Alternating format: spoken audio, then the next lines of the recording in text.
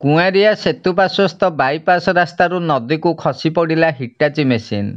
ଖଣ୍ଡପଡ଼ାରୁ ଖଳିସାହି ଦେଇ ଆଡ଼କଟା ଛକକୁ ସଂଯୋଗ କରୁଥିବା ରାସ୍ତାରେ ଅବସ୍ଥିତ କୁଆଁରିଆ ସେତୁ ପାର୍ଶ୍ୱସ୍ଥ ବାଇପାସ୍ ରାସ୍ତା ଦେଇ ଏକ ଟ୍ରକ୍ ଯୋଗେ ନିଆଯାଉଥିବା ହିଟାଚି ମେସିନ୍ଟି କୁଆଁରିଆ ନଦୀ ମଧ୍ୟକୁ ଖସି ପଡ଼ିଥିବା ଜଣାଯାଇଛି।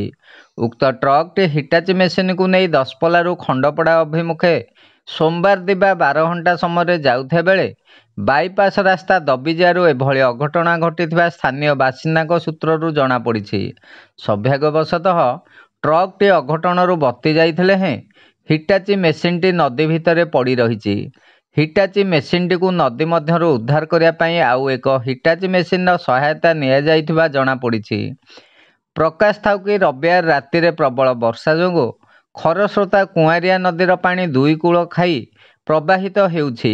ଫଳରେ ଖଣ୍ଡପଡ଼ା ପୂର୍ତ୍ତ ବିଭାଗ ପକ୍ଷରୁ କୁଆଁରିଆ ସେତୁ ପାର୍ଶ୍ୱରେ 15 ଲକ୍ଷରୁ ଉର୍ଦ୍ଧ୍ୱ ଟଙ୍କା ବ୍ୟୟରେ ନିର୍ମାଣ ହୋଇଥିବା ବାଇପାସ୍ ରାସ୍ତା ବର୍ଷା ଋତୁରେ ନଷ୍ଟ ହୋଇଯିବାର ଆଶଙ୍କା ପ୍ରକାଶ ପାଇଛି। ଏହି ଘଟଣା ପରେ କୁଆଁରିଆ ସେତୁ ପାର୍ଶ୍ୱସ୍ଥ ବାଇପାସ୍ ରାସ୍ତା ଦେଇ ଯାତାୟାତ ନିମନ୍ତେ ଯାନବାହନ ଚାଳକମାନେ ନିଜକୁ ଅସୁରକ୍ଷିତ ମଣୁଥିବା ସାଧାରଣ ଆଲୋଚନା ହେଉଛି। ଅପରପକ୍ଷେ ବିପଦସଙ୍କୁଳ ଅବସ୍ଥାରେ ଅବସ୍ଥିତ ବାଇପାସ୍ ରାସ୍ତାଟି ନଦୀର ପ୍ରଖର ସ୍ରୋତରେ ନଷ୍ଟ ହୋଇଗଲେ ରାଜ୍ୟ ସରକାରଙ୍କ 15 ଲକ୍ଷ ଟଙ୍କା ପାଣିରେ ପଡ଼ିବା ସାର ହେବ ବୋଲି ଜଣାପଡ଼ିଛି।